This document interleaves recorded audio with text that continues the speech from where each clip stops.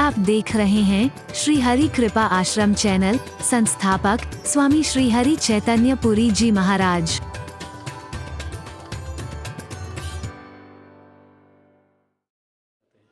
हरि बोल। माया बुरी नहीं है,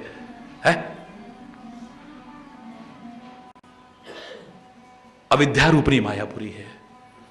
माया महाठगनी हम जानी, माया महाठगनी हम जानी, माया महाठगनी। भक्त कहते हैं, संत कहते हैं, माया ये महाठगनी है, ये सब कुछ ठग लेती है हमारा। हरि बोलना। और मोह माया के बंधन इतने सूक्ष्म है, सूक्ष्म नहीं, सूक्ष्मतर नहीं, सूक्ष्मतम बंधन है ये दिखते नहीं है कई बार। जो जीव अपने आप को मुक्त समझता है, आजाद समझता है, स्वतंत्र समझता है इन मोह माया के बंधनों से, पर वो भी बंधा होता है।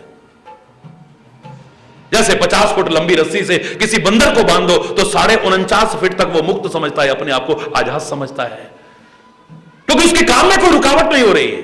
वो बिल्डिंग पर चढ़ रहा है, पेड़ों पर चढ़ रहा है, उछल कूद मचा रहा है, उसे कोई दिक्कत नहीं। वो सोचता है मैं आजाद हूं, मैं मुक्त हूं। उसका वो भ्रम, आजाद होने का भ्रम, मुक्त होने का भ्रम कब दूर होगा? जब 50वें फीट पर पहुंचेगा तो। अरे बोल, बस थोड़ा ज्यादा दिन के लिए दूर चले गए, जो कहते हैं अरे हम तो अब सब से मुक्त हो चुके हैं जी, अब हम सब कर चुके हैं जी, अब तो भगवान का भजन और सत्संग, हमें और कुछ नहीं चाहिए। पता नहीं घर में अब बच्चे ठीक हैं कि नहीं हैं, पता नहीं क्या हो रहा होगा, काम भी संभाल रहे नहीं, समझ दुकान पे जाता होगा तो पोते को कौन देखता। बाबा अब हम चलते हैं। हरि बोल, जोर से बोलो ना। 50वें फीट में जब पहुंचे फिर टांग खींचती है। हरि बोलना। फिर लगता है कि नहीं, ये भ्रम था हमारा, हम अपने आप को मुक्त समझे हुए थे, आजाद समझे हुए थे, वास्तव में रस्सी तो अभी हमारी वही बंधी हुई है। ये सूक्ष्म बंधन नहीं है, सूक्ष्मतर बंधन नहीं है, ये सूक्ष्मतम बंधन है, जिनमें अधिकांश मुक्त और आजाद समझने वाले भी बंधे होते हैं। ये महाठगनी है, ये सब ठग लेती है हमारा। जब सब ठग लेगी, हमारे पास कुछ बचेगा नहीं, तो काहे का परिणाम हम प्रभु की कृपा पा सकेंगे? जो हमने किया वो सब साफ। हरि बोलना। लूट लेते हैं हमारे सब कुछ, जब किया तो बेकार गया, तब किया तो बेकार। हरि बोलना। सारा कर करा के सब तीर्थ व्रत और दान करे, मन में धरे गुमान, नानक निफल जाता है जो कुंचर स्नान। नहाए धोए फिर मिट्टी डाल ली, बेकार कर लिया। ऐसे ही सब कुछ करके भी अपना सब बेकार कर बैठते हैं हम कई बार। जब सब बेकार हो गया तो काहे का प्रतिफल मिलेगा? ये है जो बच जाएंगे इनसे, वो अपने हृदय को प्रभु का निवास बना सकते हैं। उनके हृदय में प्रभु आप अवश्य निवास कीजिएगा, वाल्मीकि कह रहे हैं, पर हम तो कहते हैं प्रभु उनके तो करो ही, लेकिन हमारे हृदय में भी निरंतर निवास करो, कभी छोड़ के मत जाओ। हरि बोल। हमारी तो यही प्रार्थना है, उस परमपिता परमात्मा से करते रहें। वाल्मीकि उनके लिए कह रहा है, आप कहो उनके भी दिल में रहो, हमारे भी दिल में रहो। हरि बोलना। बन सके ऐसा हमारा जीवन, इसी कामना के साथ और प्रभु से प्रार्थना के साथ। अगर कोई गलत शब्द निकला हो उसके लिए क्षमा चाहता हुआ आज यहीं पर अपनी वाणी को विराम देंगे। प्रभु का अगला हृदय कौन सा निवास बन सकता है, उसकी चर्चा शेष कल। और कल यहां पर आप जानते हैं प्रतिवर्ष की तरह फूलों की होली भी होगी, प्रवचन के बाद में, जैसे सारा विश्व देखता है। हरि बोलना। वो दिव्य स्वरूप हम लोग अपनी आंखों से सौभाग्यशाली हैं, सामने देख सकेंगे, आनंद ले सकेंगे और सत्संग को सुनकर के अपने जीवन को सार्थक कर सकेंगे। एक बार जोर से बोलेंगे, धर्म की अधर्म का प्राणियों में, विश्व का, गौ माता की, भारत माता की, गंगा माता की, संत समाज की, भारत की देवियों की, भक्त समाज की।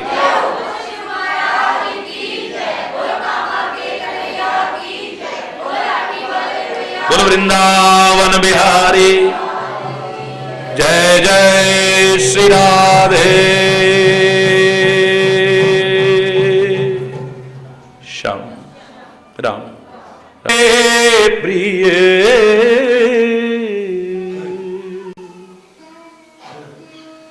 सबके प्रिय सबके हितकारी सबके प्रिय सबके हितकारी दुख सुख सरिस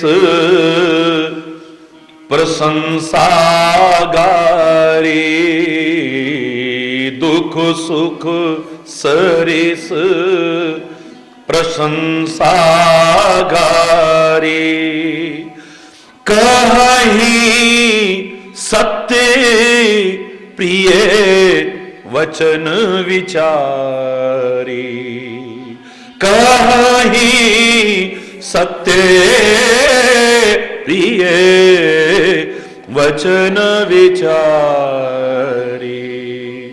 जागत सोवत शरण तुम्हारी जागत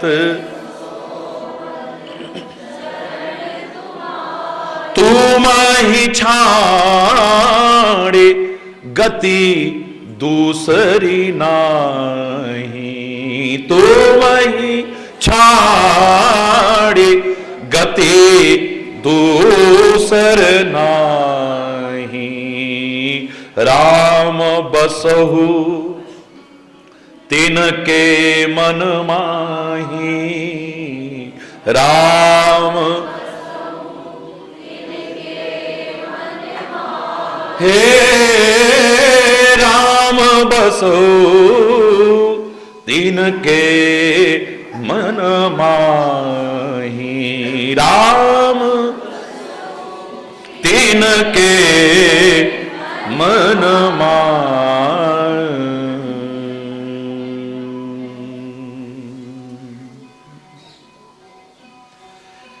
हरि बोल।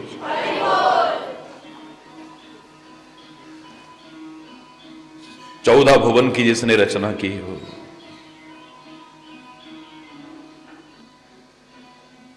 संकल्प मात्र से जो सारी सृष्टि को उत्पन्न कर दे एको हम बहुश्याम मैं एक हूं बहुत हो जाऊं सर्वव्यापक है जो सृष्टि के कण कण में समाया है जो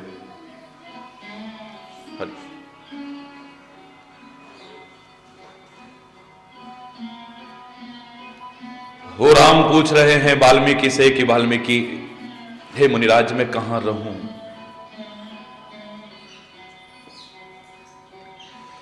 मुनिराज कहते हैं प्रभु वो स्थान बता दो जहां आप न हो तो मैं कह दूं कि वहां जाकर के रह आप सर्वत्र हैं सर्वव्यापक हैं सृष्टि के कण कण में समाये हैं आपके बिना है क्या लेकिन साधुवाद है मानव रूप में कितना सुंदर अभिनय कर रहे हो आप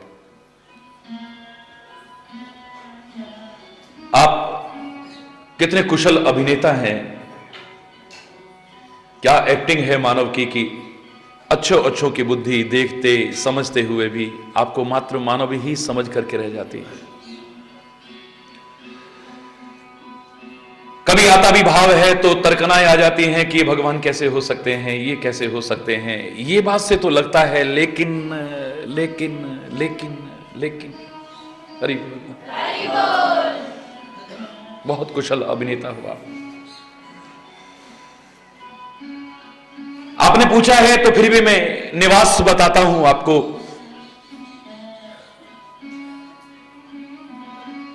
अभी तक आपने 14 वर्ष की वन यात्रा में प्रवास करना है तो 14 आवास ऐसे बताऊंगा लेकिन एक प्रार्थना के साथ कि परमात्मा उन 14 निवास को कभी छोड़ करके दूर जाने की कोशिश मत करें बहुत विस्तृत व्याख्या हो चुकी है इससे पूर्व के निवासों की। अब एक और निवास बता रहे हैं, हृदय रूपी निवास। किसके हृदय में निवास करना? सबके प्रिय, जो सबके प्रिय हो। हरि बोल। सबका प्रिय कौन हो सकता है? मुझे तो नहीं लगता। भगवान भी मानव रूप में आए हैं तो क्या सबके प्रिय बन सके? हरि बोल। सबके प्रिय, क्या सबका प्रिय कोई बन सकता है? हरि बोल। यहां सब में उनको छोड़ देने जो दुष्टता का चिंतन रखते हैं, क्योंकि उनके प्रिय तो अब बन ही नहीं सकते, कभी भी नहीं बन सकते।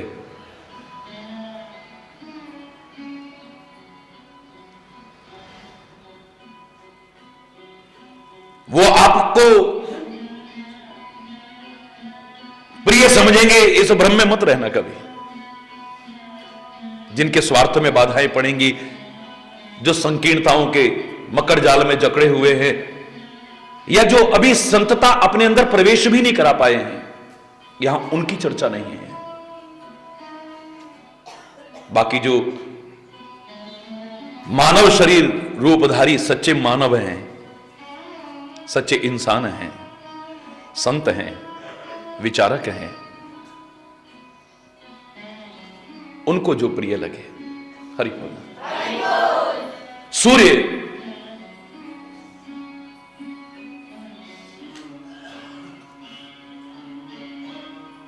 किसी का अहित चाह सकता है कभी? बोलो। उसका उदय ही संतत हितकारी, निरंतर हितकारी है, बिना किसी भेदभाव के सबको लाभ पहुंचाना ही जिसके जीवन का उद्देश्य है। एक जागृति उत्पन्न करना, उठो उठो भाई, उठो उठो भाई, दिन निकल आया, दिन निकल आया, निकल आया। चारों ओर एक उत्साह होता है, खुशी होती है। लेकिन उल्लू को सूर्य का उदय होना अच्छा नहीं लगता है। हरि बोल। उल्लू को सूर्य का उदय होना अच्छा नहीं लगता है। चोर को सूर्य का उदय होना अच्छा नहीं लगता है। आलसी व्यक्ति को सूर्य का उदय होना अच्छा नहीं लगता है। अभी रात रहती तो उसको प्रिय लगेगा सूर्य। भोगी विलासी को सूर्य का उदय होना अच्छा नहीं लगता है। अभी रात रहती तो कितना अच्छा था। कमल तो खिल उठते हैं, लेकिन कमलनी मुरझा जाती हैं, उन्हें सूर्य पे अच्छा नहीं लगता है। अंधकार को सूर्य का उदय होना अच्छा नहीं लगता है।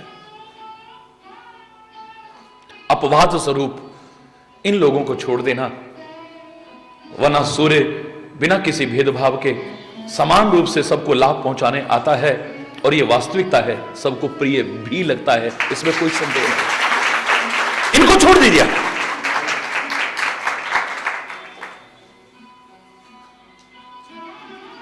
दुष्ट व्यक्ति को संसार का भला करने वाले सूर्य, ये संत भी अच्छे लगेंगे। हरि बोलना। कभी नहीं। कन्हैया इतना प्रिय लगा सबको, सबको इतना प्रिय लगा कि लोगों ने अपना तन मन धन सर्वस्व अर्पण कर दिया है उसके।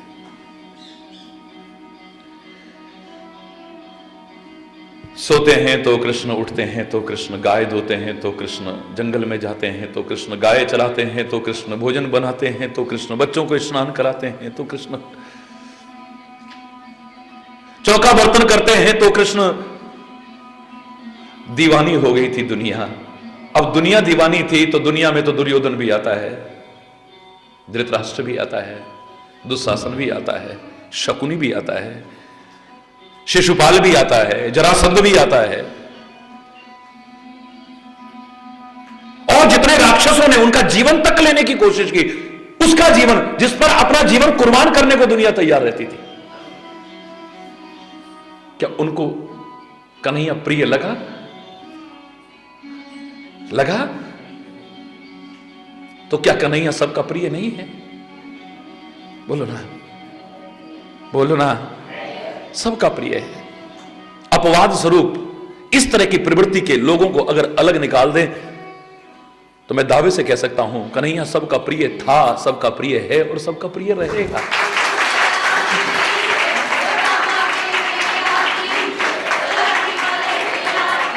राम क्या सबके प्रिय नहीं थे?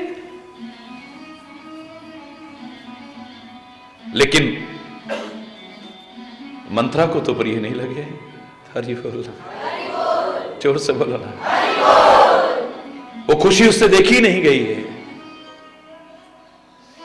हर ओर उम्मीदें थी कि प्रातःकाल राज्याभिषेक होगा, हर ओर खुशियों की लहर आ जाएगी।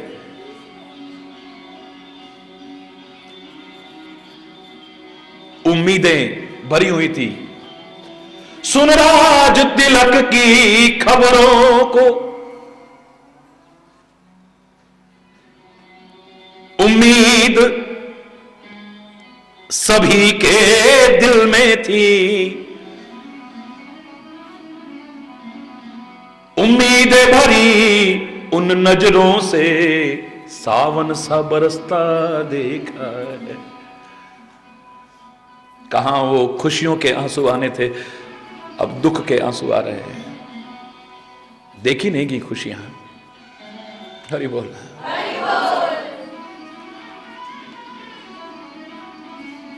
प्रिय लग रहे थे, रावण को प्रिय लगे। हरि बोलना। उन राक्षसों को प्रिय लगे। ना ना ना। जनकपुर में गए हैं तो कौन ऐसा है जो उनके रूप माधुर्य में के जाल में फंस करके नहीं रह गया है? दीवाने हो गए लोग। आंखें हैं कि हटने का नाम नहीं ले रही है। लेकिन राक्षस जो नकली राजाओं का वेश बना करके बैठे थे, जैसे ही धनुष तोड़ा है, सीता ने जयमाला डाली है, क्या क्या उन्होंने अपशब्द नहीं कहे होंगे, क्या क्या दुर्वचन नहीं कहे, मारो इनको, हम जीते जी सिया को ले जाने नहीं देंगे। प्रिय लगे।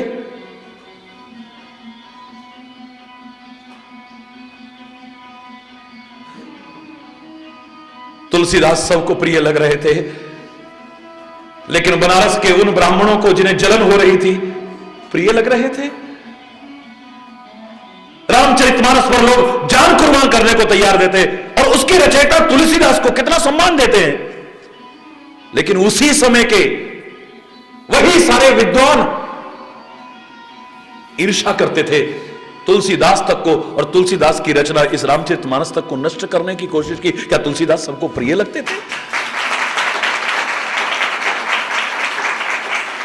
ये सबके भले के लिए आए हैं। संत सबके भले के लिए आता है संसार में।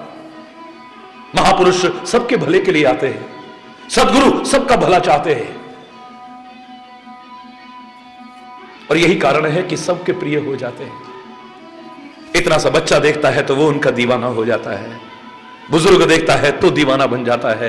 पुरुष देखता है तो वो दीवाना हो जाता है। स्त्री देखती है तो वो दीवानी हो जाती है। तुम्हारी नजरें गंदी हैं जो खाली यही देखती हैं कि वाह, देखा औरतें कैसे देख रही हैं। हरि बोल। वो लड़कियां कैसे देख रही हैं, ये तुम्हारी नजरों की गंदगी है जो बोलती है। वरना गहराई से खोज करके देखना कि उनका दीवाना कौन नहीं था, कौन नहीं है और कौन नहीं होगा। और वो अगर तुम इस लायक बन जाओ, इस लायक बन जाओ, वो किसको प्यार नहीं करते हैं? वो बुजुर्गों को भी गले लगाते हैं, वो बच्चे को भी गले लगाते हैं, वो जवान को भी गले लगाते हैं, वो पुरुष को भी गले लगाते हैं, वो स्त्री, उनके लिए कोई भेदभाव ही नहीं। तुम्हारी नजरों का भेद है, तुम्हारी नजरों की गंदगी है। मैं तो इन शब्दों में कह सकता हूं, तू तो पवित्र निर्मल पर मन मलिन मेरा, मंदिर में मन के लाकर कैसे तुझे बिठाऊं। तू तो परम पवित्र है, पर क्या करें, हमारी आंखों पर ही गंदगी का चश्मा चढ़ा है, जो सामने कालिमा के अलावा हमें कुछ नजर ही नहीं आ रहा। सबके प्रिय, किसके हृदय में निवास करना परमात्मा, जो सबका प्रिय हो जाए। करोड़ों लोग, मैं अपने से ही उदाहरण लूं, करोड़ों लोग जान तक नछावर करने को तैयार होते हैं परमात्मा श्री हरि के दास इस हरि चैतन्य पर। उनको प्रिय लगता होगा तभी तो ना, लेकिन बहुत ऐसे होंगे जिनको प्रिय नहीं लगता है। हरि बोलना है, जोर से बोलना है। वो कौन हो सकते हैं? अगर उनका गहराई से विश्लेषण करो, वो सज्जन तो नहीं हो सकते हैं, दावे से कह रहा हूं।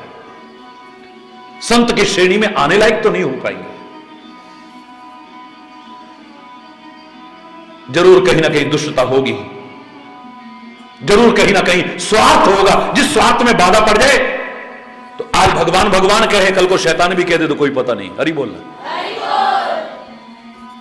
हरि बोलना। जरूर कहीं स्वार्थ होगा, स्वार्थ आ जाए, संकीर्णताएं आ जाए, दुष्टता अंदर प्रवेश कर जाए, सामने संत तो क्या परमात्मा भी खड़ा हो, वो आपको प्रिय नहीं लग सकता है कभी। वो बल्कि जिनको प्रिय लगता है उनको भी हटाने की कोशिश करेगा। हरि बोलना। जनकपुर में निकल रहे हैं ना राम, उस समय की मर्यादा थी, महिलाएं खिड़कियों में से झांक करके देख रही हैं मर्यादा पूर्वक। सड़क पर नहीं आ पाती थी उस जमाने में, लेकिन राम के रूप माधुर्य की चर्चा सुन करके अपने मन को रोक नहीं पाई।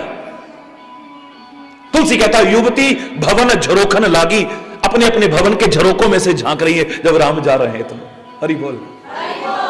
एक नई नई बहू आई थी, अभी खिड़की में से झांक रही थी और राम के रूप माधुर्य पर आकर्षित हो गई। हरि बोलना। आनंद विभोर हो रही है, अपनी आंखों को धन्य कर रही है, सफल कर रही है, कृतार्थ कर रही है। सास निकल करके आई, उसने देखा है क्या देख रही है, ओहो राजकुमार जा रहा, उसको एक थप्पड़ मारा और चोटी पकड़ करके खींचा, खींच करके ऐसे फेंका उसे।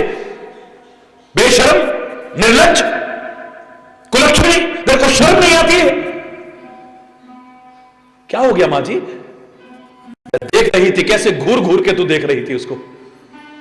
बोले मां जी, चाहे मुझे मारना, जान से भी मार देना, पर एक दुख मेरे को बहुत बुरा है, मरते मरते भी मैं कहूंगी कि मैं तो उनको देख करके अपनी आंखें तृप्त कर रही थी, लेकिन तुम कितनी दुर्भाग्यशाली हो कि तुम मुझे देख रही थी कि मैं कैसे देख रही थी उसको। काश उसको देखा होता। मैं परमात्मा को देख रही थी, मेरी नजरें परमात्मा को देख करके धन्य हो रही थी, कृतकृत्य हो रही थी, और आप मुझे देख रही थी कि मैं उन्हें कैसे देख रही थी, घूर घूर के मैं देख रही थी।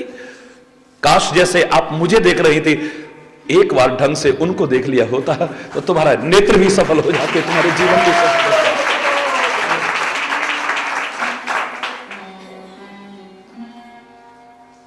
सबके प्रिय यानी विचार कर लेना है, सबको प्रभावित क्या भगवान भी कर सके इस मानव रूप में आकर के? इतिहास उठा करके देख लो, कोई संत महापुरुष, गुरु गोविंद सिंह जी महाराज ने क्या क्या कष्ट नहीं उठाए इसी समाज ने, क्या क्या उनके साथ, क्या सबको प्रिय लगे वो? गुरु नानक देव क्या सबको प्रिय लगे? महावीर स्वामी क्या सबको प्रिय लगे? लोगों ने कील तक ठोके उनके हाथों में। ईसा मसीह सबको प्रिय लगा, सूली पर लटका दिया है। दयानंद सबको प्रिय लगा, कांच के टुकड़े खिला करके मार दिया है। विवेकानंद सबको प्रिय लगा, महात्मा बुद्ध सबको प्रिय लगा, चैतन्य महाप्रभु सबको प्रिय लगा। वो तो सबके प्रिय थे, सबके प्रिय हैं, सबके प्रिय रहेंगे, सबके हितकारी थे, सबके हितकारी हैं और सबके हितकारी रहेंगे। लेकिन जिनके मन में दुष्टता है, संतता नहीं है, सज्जनता नहीं है, जिनके मन में भी संकीर्णताएं बढ़ी हुई है, ना उनको प्रिय लगे थे, ना आज लग रहे हैं, ना आगे लग पाएंगे कभी। वही कन्हैया सामने खड़ा हुआ है, कितनों को प्रिय लग रहा था। ब्रज गोपियां तो उन पर जान न्यौछावर करती थीं, ग्वाल बाल तो उन पर जान न्यौछावर करते थे। हरि बोल रहा है। पितामह पहचानता था, विदुर पहचानता था, संजय पहचानता था,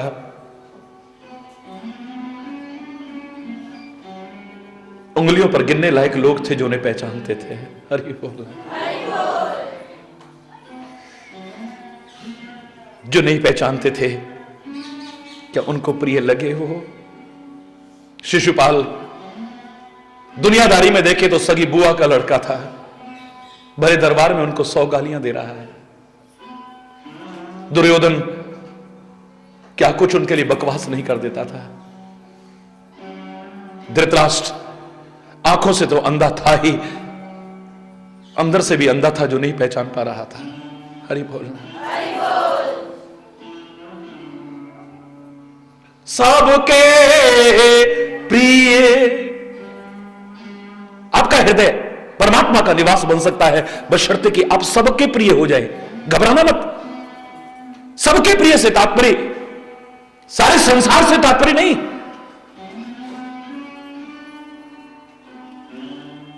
आपके जो करीब आए, आपके जीवन को देख करके, आपके व्यवहार को देख करके, आपकी बोली को देख करके, आपके स्वभाव को देख करके, आपके चिंतन को देख करके इतना प्रिय समझे ये आपका ही हो करके रह जाए, आपका बन जाए। जैसे मैंने कल कहा था, दो ही तरह के लोग हैं और एक साथ ही संसार में पैदा हो रहे हैं। फर्क कैसा है? जैसे गुलाब और कांटे एक स्थान पर पैदा हो रहे हैं, दोनों के दोनों। गुलाब सबको प्रिय लगता है, कांटा नहीं। हरि बोलना। गुलाब सबको प्रिय लगता है, कांटा नहीं।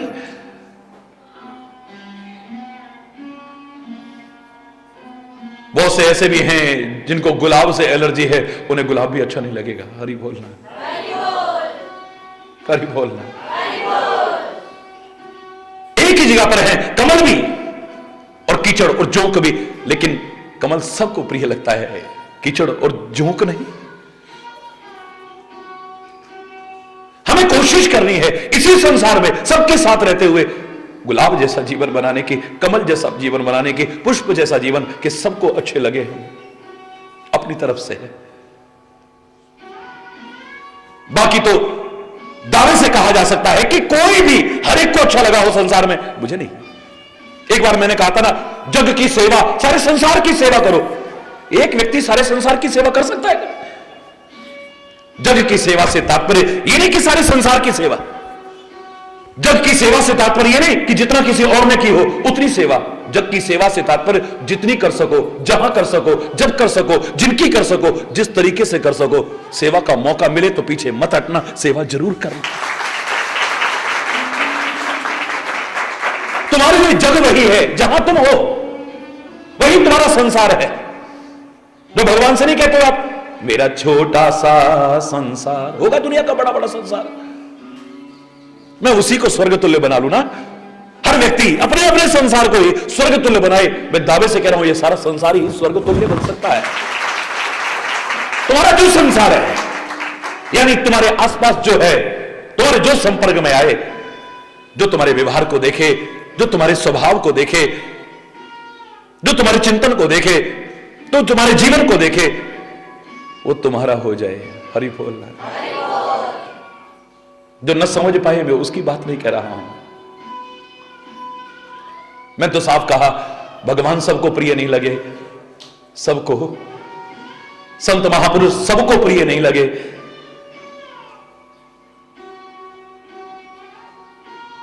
सूर्य भगवान सबको प्रिय, उल्लू को सवाल ही नहीं है, अंधकार को सवाल ही नहीं है, भोगी विलासी को, आलसी को सवाल ही नहीं, चोर को प्रिय लगेंगे वो। हरि बोल रहा है। अपनी तरफ से ऐसा जीवन बनाना कि आप सबको प्रिय लगो। सबके प्रिय, सबके हितकारी, सबके हितकारी, अपनी तरफ से हमारी कोई चेष्टा, कोई व्यवहार, कोई कर्म, कोई आचरण ऐसा ना हो जाए किसी का अहित हो जाए, किसी का अपकार हो जाए हमसे, ऐसा ना हो जाए कहीं। लोगों का भला कर सके हम, लोगों का हित कर सके हम। हरि बोल।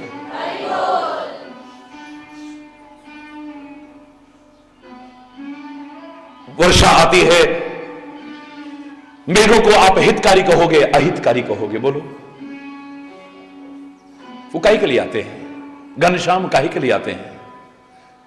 है? बोलो। सबका हित करने के लिए आते हैं। सारे खुश होते हैं, जो गर्मी से पीड़ित थे उनको अब शांति मिलेगी, थोड़ा राहत मिलेगी, बड़ी खुशी होती है। जिनकी खेती सूख रही थी उन्हें बड़ी राहत मिलती है। लेकिन जिस कुम्हार ने अपना आंवा लगाया है वो घनश्याम को देख करके खुश होगा? जोर से बोलो। इसका तात्पर्य घनश्याम अहितकारी नहीं थे, अप्रिय नहीं थे, हमारे स्वार्थ के कारण हमें बुरे लग रहे हो। जिसका स्वार्थ नहीं है उसे देखो आप, वो घनश्याम को देख करके नाच उठेगा। और दुनिया में एक ही हो सकता है, वो है मयूर। उसका कोई स्वार्थ नहीं है। ये बरसे न बरसे, मुझे इससे कुछ नहीं लेना है। ये ऊपर से ओले गिराए, चाहे बारिश की एक बूंद भी ना आए, उसको कोई परवाह नहीं है इसकी। उसे प्रिय लगता है बस जैसे ही घनश्याम आएंगे, कुहू कुहू कुहू कुहू कुहू कुहू कुहू की धुन लग जाती है। नाचने लगता है, नाचने लगता है, थिरकने लगता है। जिनका कोई स्वार्थ है उनको प्रिय न लगे, एक अलग विषय हो सकता है। जो संकीर्णताओं के मकर जाल में फंसे उनको प्रिय न लगे, अलग बात हो सकती है। अपना लाभ और हानि जो देखते हो उनको प्रिय न लगे, एक अलग बात हो सकता है। वरना जिनका कोई स्वार्थ नहीं है, स्वाभाविक स्नेह है जिनका, मैं दावे से कह रहा हूं, बस घनश्याम दिखा नहीं उनका मन मयूर नाच उठेगा। संत दिखा नहीं उनका मन मयूर नाच उठेगा। भक्त दिखा नहीं उनका मन मयूर नाच उठेगा। महापुरुष दिखा नहीं उनका मन मयूर नाच उठेगा। सदगुरु बस दिखा ही है, मन मयूर नाच उठेगा।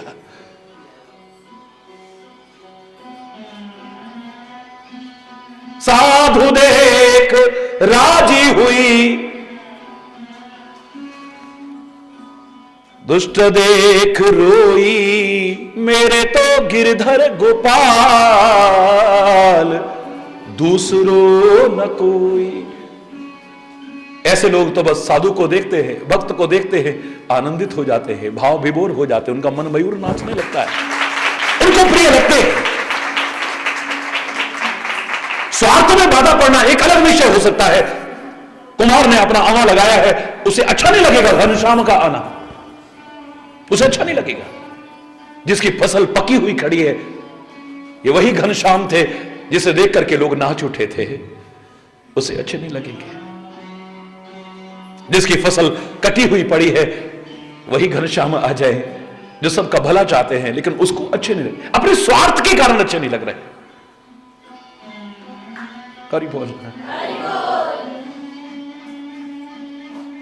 उनका उद्देश्य अहित करना नहीं है,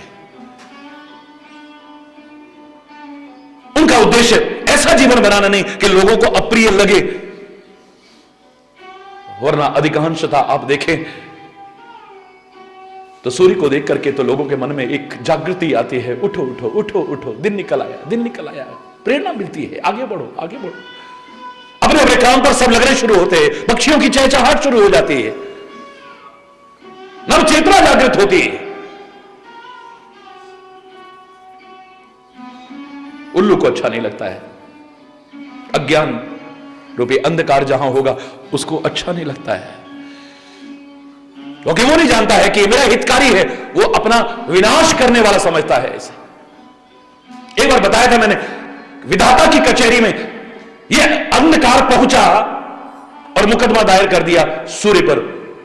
हे विधाता, आपने मुझे बनाया है तो मेरी रक्षा की जिम्मेदारी भी आपकी होती है। क्या हुआ है? आपने जो सूर्य बनाया है ना, यह मेरा नाश करता है। सूर्य किसी का नाश करता है? सूर्य किसी का अहित करता है? मुझे नहीं लगता है। भगवान का स्वरूप है वो। मैंने तो सबके हित के लिए बनाया है उसे। मैं नहीं मानता हूं। विधाता कहने लगे, मेरा मुकदमा दायर कीजिए। मैं कह रहा हूं ना, मेरा नाश करा है उसने। मुकदमा दायर हो गया, भगवान पर मुकदमा दायर हो गया, सूर्य भगवान पर। हरि बोलना। विधाता की कचहरी में बुलाए गए सूर्य भगवान विधाता की कचहरी में पहुंचे।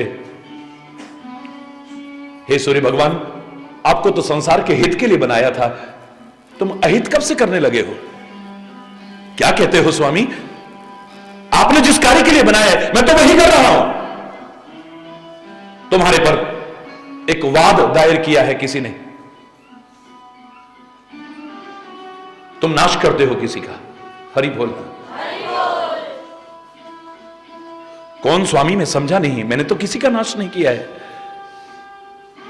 नाश करना तो दूर, किसी का नाश करने का, अहित करने का सोच भी नहीं सकता हूं मैं तो। कौन है वो? बोले अंधकार ने कहा है कि तुम उसका नाश करते हो। तो स्वामी, जब मुकदमा चलता है तो वादी और प्रतिवादी दोनों आमने सामने होने चाहिए ना। एक बार वो अंधकार मेरे सामने आके कहे तो सही कि मैं उसका नाश करता हूं। आवाज लगवाई गई, अंधकार हाजिर हो, अंधकार हाजिर हो, अंधकार हाजिर हो, अंधकार हाजिर हो। एक बार नहीं, कई बार आवाज लगी। बाहर तक अंधकार आ चुका है, लेकिन जहां अंदर सूर्य भगवान विराजमान थे, क्या अंधकार के प्रवेश करने की हिम्मत हो सकती थी? महाराज, अंधकार बाहर है तो उसे अंदर बनाओ ना। पीछे तो कह रहा था ये मेरा नाश करता है, अब सूर्य सामने, एक बार उसके सामने कहे ना।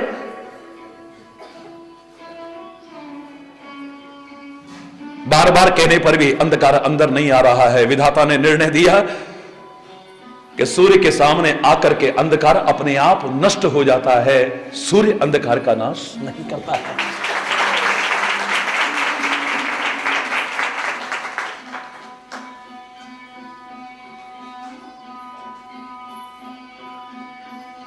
हरि बोल। अग्नि के सामने आकर के शीतलता अपने आप नष्ट हो जाती है। अग्नि किसी का नाश नहीं करती, देवता है। हरि बोल।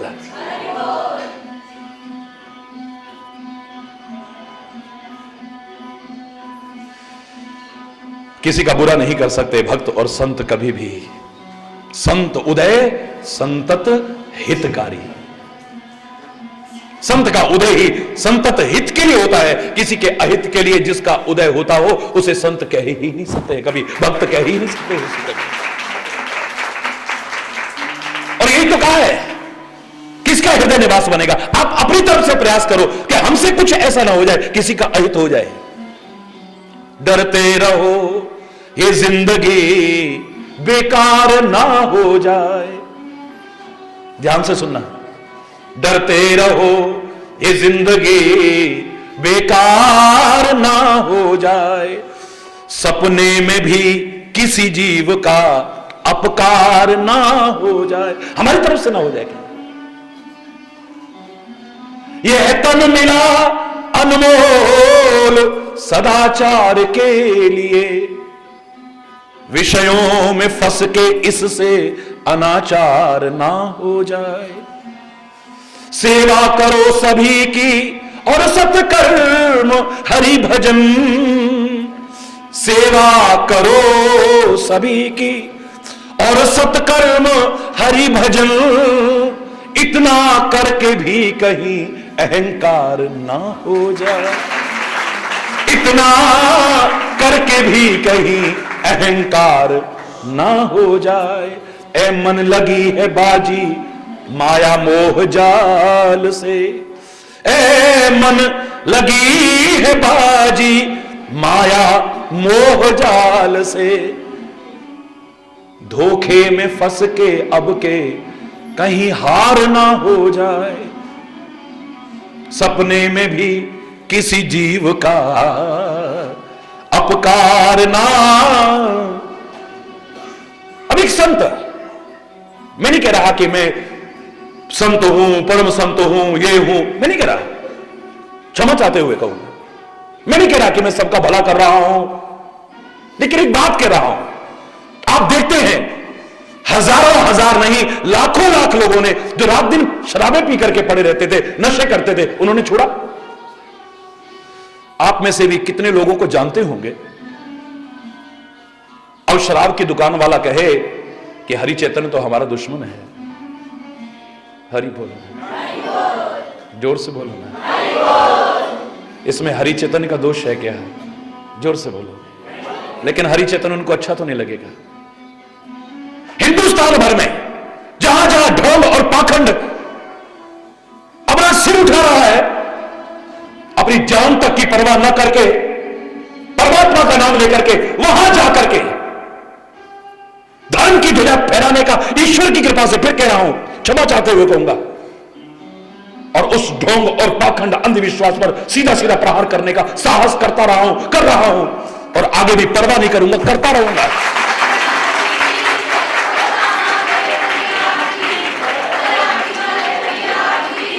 लेकिन जहां जहां प्रहार किया उन ढोंगियों को, उन पाखंडियों को, उन अंधविश्वास को बढ़ावा देने वालों को हरि चैतन्य अच्छा लगेगा? जिनकी मुंडियां हिलानी बंद कर दी उनको हरि चैतन्य अच्छा लगेगा?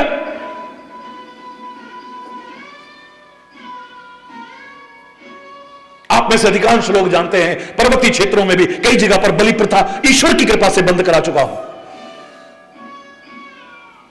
जो अपने पेट के चंद स्वार्थ के लिए निरीह पशुओं की हत्या करवाते थे, बलियां चढ़वाते थे देवी के नाम पर, देवताओं के नाम पर, क्या उनको हरि चैतन्य अच्छा लगेगा? अगर मैं कहीं पर कह दूं, किसी बाबा से भी कह दूं कि काहे को ये नशे की प्रवृत्तियां ला रहे हो, ये भांग, धतूरा, सुल्फा, गांजा, ये काहे को पीते हो और इतने इतने बच्चों को क्यों बर्बाद कर रहे हो, वो हरि चैतन्य की कभी बड़ाई करेगा? बोलो ना, उसको अच्छा लगेगा हरि चैतन्य?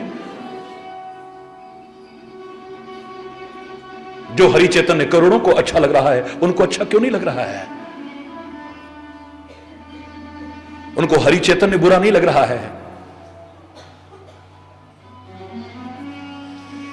अपने स्वार्थ में बाधा पड़ना बुरा लग रहा है। हरि बोल, जोर से बोलो। सूर्य सबको अच्छा लग रहा है, लेकिन आलसी अभी रात रहती तो कितना अच्छा। सूर्य बुरा नहीं लग रहा है, अपना आलस्य में जो प्रहार हो रहा है वो बुरा लग रहा है उसे। भोगी व्यासी को सूर्य अच्छा नहीं लगता है, अभी रात रहती तो कितना अच्छा था, सूर्य बुरा नहीं लग रहा है। अपने भोग विलास में जो बाधा पड़ रही है वो बुरा लग रहा है। चोर को सूर्य अच्छा नहीं लगता, रात रहती तो कितना अच्छा था, क्योंकि रात में उसकी गम ज्यादा चलती है ना। तो सूर्य बुरा नहीं लग रहा है, उसकी चोरी में जो रुकावट आ रही है इसलिए बुरा लग रहा है। हरि बोल रहा है। कोई अपने स्वार्थ के कारण आपको अगर अप्रिय मानता है तो घबराओ मत। कोई अपने स्वार्थ में बाधा पड़ने के कारण या किसी संकीर्णता के मकर जाल में फंसे होने के कारण आपको अहितकारी मानता है तो घबराओ मत। हरि बोल रहा है। तुम अपनी तरफ से कोशिश करो कि ऐसा तुम्हारा जीवन हो कि सबको प्रिय लगो और सबके हितकारी बनने की कोशिश करो। बस सबके प्रिय, सबके हितकारी, सबके प्रिय, सबके हितकारी, दुख सुख सरिस प्रशंसा गारी, दुख सुख सरिस प्रशंसा गारी।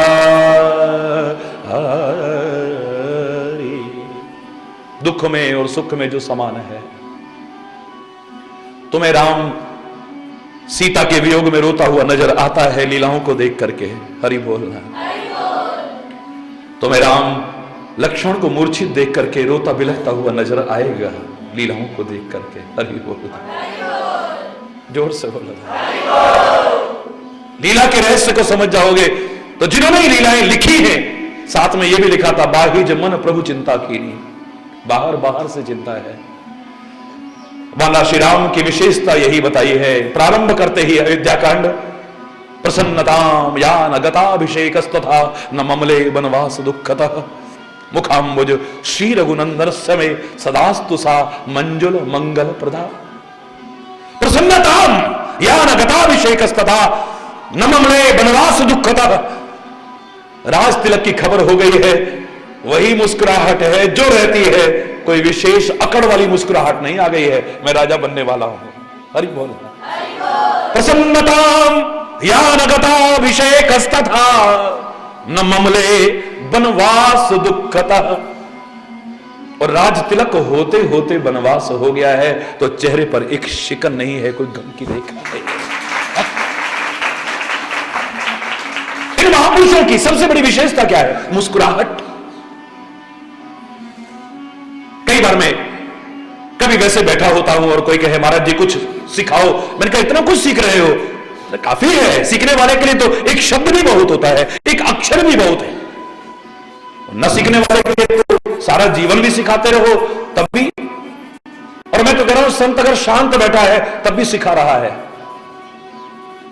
वाणी पर नियंत्रण भी करना सीखो। हरि बोलना। वो चुप बैठा है तो तुम्हें सिखाता है, व्यर्थ नहीं बोलना चाहिए। वो मुस्कुराता है तो तुम्हें सिखाता है। जिन विकारों पर ऋषि मुनि लाख तपस्या करके नियंत्रण नहीं कर पाए, अगर तुम मुस्कुराना सीख लोगे तुम नियंत्रण कर सकते हो, कोई संदेह नहीं। अभी आपने पिछले निवास में सुना था काम को मद मान न मोहा, लोभ न क्षोभ न राग न द्रोहा, जिनके कपट दंभ नहीं माया तिनके हृदय बसहु रघुनाया। मैं सीधे सीधे अगर कह दूं एक चीज ऐसी है इन सब पर नियंत्रण कर सकती है, वो क्या है? मुस्कुराहट। लेकिन हमेशा की मुस्कुराहट, क्षणिक नहीं। याद करो मैंने कहा था छठी कक्षा में एक पंक्ति प्रार्थना की अपने लिए स्वीकार की थी मैंने। वो कोई गीत नहीं था, कोई संगीत नहीं था, कोई गद्य पद्य निबंध नहीं था, कोई कविता नहीं थी, कोई दोहा सोरठा छंद नहीं था। एक लाइन थी खाली। बहुत लोग सुन चुके हैं, जिन्होंने न सुनी हो सुनोगे वो पंक्ति। By being pleasant always and smiling it takes you near to God near than any prayer. By being pleasant always and smiling it takes you near to God near than any prayer. हमेशा प्रसन्न रहना और मुस्कुराते रहना, ये जितना प्रभु के करीब ला देता है, दुनिया की अन्य कोई प्रार्थना इतना प्रभु के करीब नहीं ला सकती है। ये देखने में सामान्य लग रहा है, गहराई में डूबो, अनमोल रत्न निकल करके आएंगे। हमेशा प्रसन्न रहे, क्षणिक नहीं। कोई लाभ हो गया, कोई जन्म हो गया, अपने मन का हो गया तो प्रसन्न हो गए। हरि बोलना। मुस्कुराने लगे। और जरा सा मन के विपरीत हो गया, जरा सा नुकसान हो गया, रोने लगे। ये नहीं। By being pleasant always and smiling, always शब्द पर ज्यादा है, हमेशा। हमेशा प्रसन्न रहना और मुस्कुराना असंभव तो नहीं है लेकिन इतना सरल भी नहीं है। हरि बोलना। असंभव तो नहीं है लेकिन इतना सरल भी। कभी दुख है, कभी सुख है, कभी हानि है, कभी लाभ है, कभी यश है, कभी अपयश है, कभी अनुकूलता है, कभी प्रतिकूलता है। हर हाल में जिसे मुस्कुराना आ गया है, समझना सामने सामान्य व्यक्ति नहीं है, जरूर कोई है, जरूर कोई है।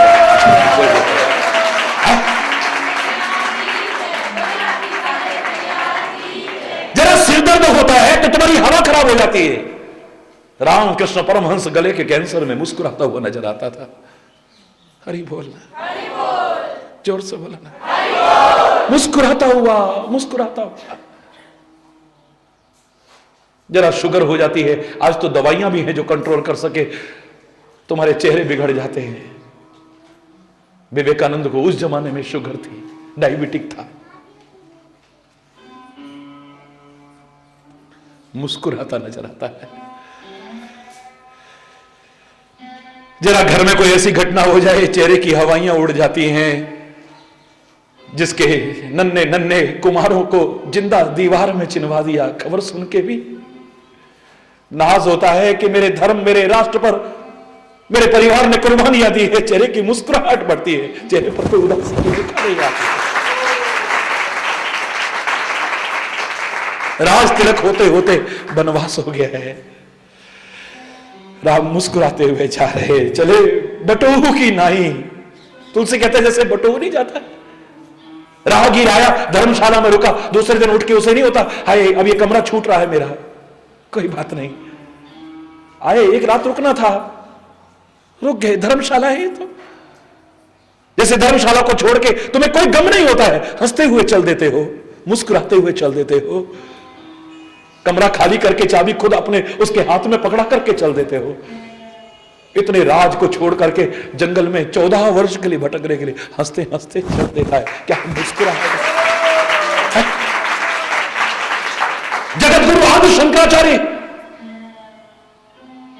जगतगुरु आदि शंकराचार्य उस रोग से पीड़ित है जिसके नाम से भी लोग घबराते हैं। भगंदर था उनको। जरा पेट में तकलीफ होती है तो तुम्हारी क्या हालत होती है, बुरा मत मानना। लेकिन जगत गुरु आदि शंकराचार्य की मुस्कुराहट देखते बनती थी, शौच तक नहीं कर पाते थे, भगंदर रोग है, गंदगी बाहर नहीं जा पाती थी।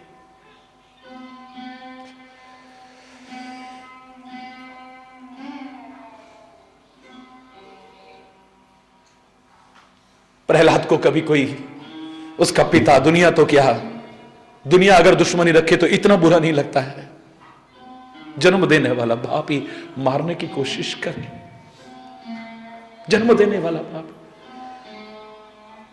लेकिन शास्त्र कहते हैं प्रहलाद की मुस्कुराहट देखते बनती थी।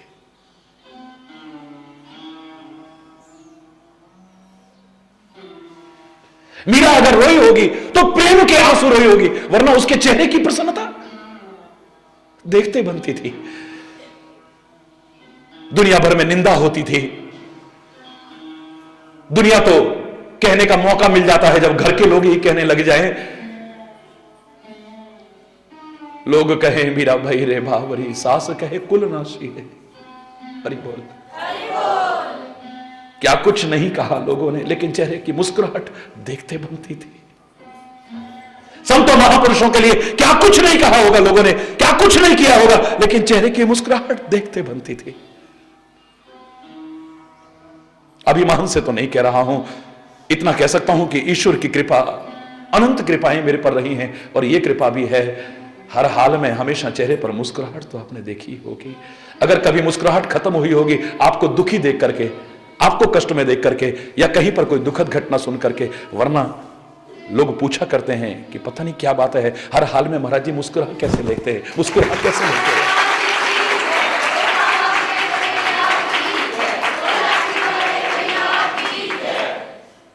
ये मुस्कुराहट असंभव तो नहीं है, लेकिन सरल भी नहीं है। पर हर हाल में जिसे मुस्कुराना आ गया है, सोच लेना सामने का व्यक्तित्व तो कोई मामूली नहीं है। हमारे जितने महापुरुषों का चरित्र गाया जाता है, उनकी अनेक क्वालिटीज में से सबसे पहली क्वालिटी यही कही जाती है, प्रसन्नता। राम की स्तुति करोगे, श्री राम की क्या कहोगे? रक्तांबोज दलाभिराम नयनम पीतांबर आलंकृतम श्यामांगम दुभुजम प्रसन्न वदनम। रुक जाओ यहीं पे, पूरी स्तुति फिर बोल लेंगे। प्रसन्न वदनम, हरि बोल, जोर से बोलना। प्रसन्न वदन है, वदन यहां पर मुख से तात्पर्य है। हनुमान कितना कष्ट उठा रहा है, कितने कठोर कार्य कर रहा है, असंभव समझे जाने वाले कार्य को संभव करके दिखा रहा है। चले वो हर्षी, हर्ष है, मुख प्रसन्न तन तेज विराजा, कीन सुराम चंद्र कर काजा। मुख पे क्या है? जोर से बोलो, प्रसन्नता है। मेरे भोले बाबा शमशान में भी रह लेते हैं। कितनी दुर्गमता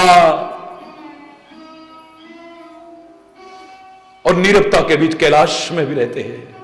हरि बोल। दुनिया के लिए क्या क्या कष्ट नहीं उठाए हैं। जिस समय जहर पिया है, हम तो उस समय की बात करते हैं, बाकी टाइम की तो छोड़ो। आप जहर पीते हुए आदमी का मुंह बिगड़ेगा या मुस्कुराएगा? बोलो ना, जोर से बोलो। लेकिन मेरा तुलसी कितने प्यारे शब्द लिखता है, प्रसन्नाननम नीलकंठम दयालम। नीलकंठ नाम कब पड़ा था? जब विषपान किया है, यानी इस घटना का उल्लेख कर रहा है। नीलकंठ जब नाम पड़ा यानी हलाहल विष का पान कर रहा है, तभी प्रसन्नाननम, उसका चेहरा मुस्कुरा रहा है, मुस्कुरा रहा है।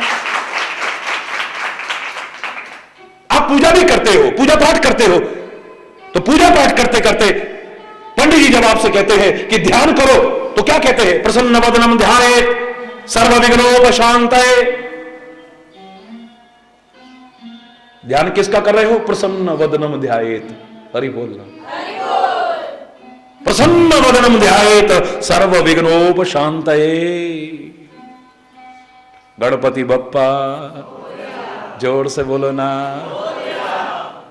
मंगल मूर्ति गणपति बप्पा। क्या है? प्रसन्न वदनम ध्यायेत्। कैसा चेहरा है? जोर से बोलो ना।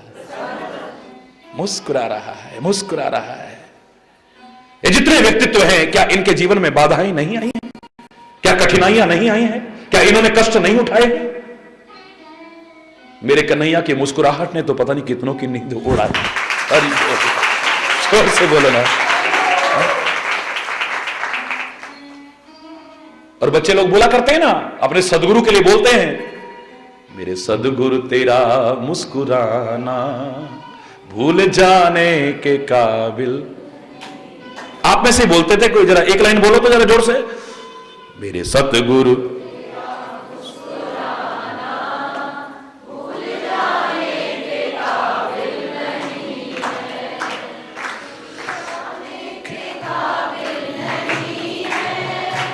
भूल जाने के काबिल नहीं है।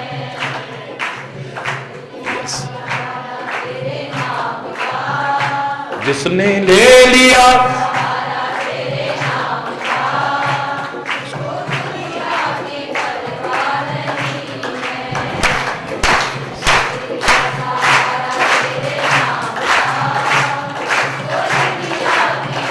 हरि बोल। मैं पूरा भजन नहीं सुन रहा, मैंने सुना है। मेरे सतगुरु तेरा मुस्कुराना भूल जाने के काबिल नहीं है।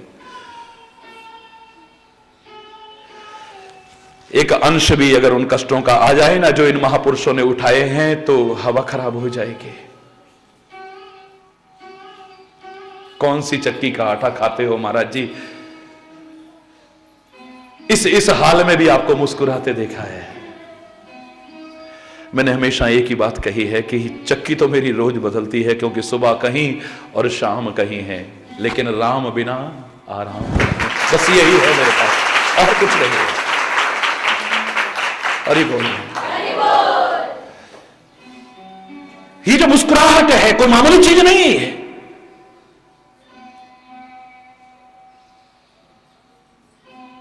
लेकिन मैं बता रहा हूं कि कैसे विकारों को आप दूर कर सकते हो इनसे। यह खाली मेरा निजी अनुभव नहीं है, अकाट्य और सर्वमान्य अनुभव है। बाहर आग बरस रही हो, लू चल रही हो, बहुतों को मुस्कुराते देखा होगा आपने, फिर भी हालांकि मुंह बिगड़ जाते हैं। ओ हरि बोल। बाहर आग बरस रही हो, लू चल रही हो, तपती हुई हवा चल रही हो, बहुतों को मुस्कुराते देखा होगा आपने। लेकिन मैं दावे से कह रहा हूं, अंदर अगर क्रोध की आग जल रही हो, आदमी नहीं मुस्कुरा सकता है कभी। अंदर क्रोध की आग जल रही हो, नहीं मुस्कुरा सकता है। अंदर बदले की आग जल रही हो, सेंटेंस पूरा आप करो, जोर से बोलो, नहीं मुस्कुरा सकता है। अंदर द्वेष की आग जल रही हो, आदमी नहीं मुस्कुरा सकता है। व्यक्ति के मन में किसी के प्रति घृणा हो, आदमी, अहंकारी व्यक्ति, स्वाभाविक मुस्कुराहट की बात कर रहा हूं मैं, नकली, दिखावटी, अस्वाभाविक मुस्कुराहट की बात नहीं कर रहा हूं। नकली मुस्कुराहट तो बहुत मुस्कुराते मिल जाएंगे आपको, अंदर आग लगी होगी लेकिन बाहर से खाली ही हरि बोल। थोड़ी देर बाद फिर वही जोकर भी मंच पर हंसाता है, तुमको हंसता हुआ नजर आता है, लेकिन जब घर में चूल्हा भी नहीं जलता ढंग से, उसका रोना जिसने देखा है वही जानता है। वो असली मुस्कुराहट नहीं है, वास्तविक मुस्कुराहट नहीं है, स्वाभाविक मुस्कुराहट नहीं है। वो हंसी नकली हंसी है। वो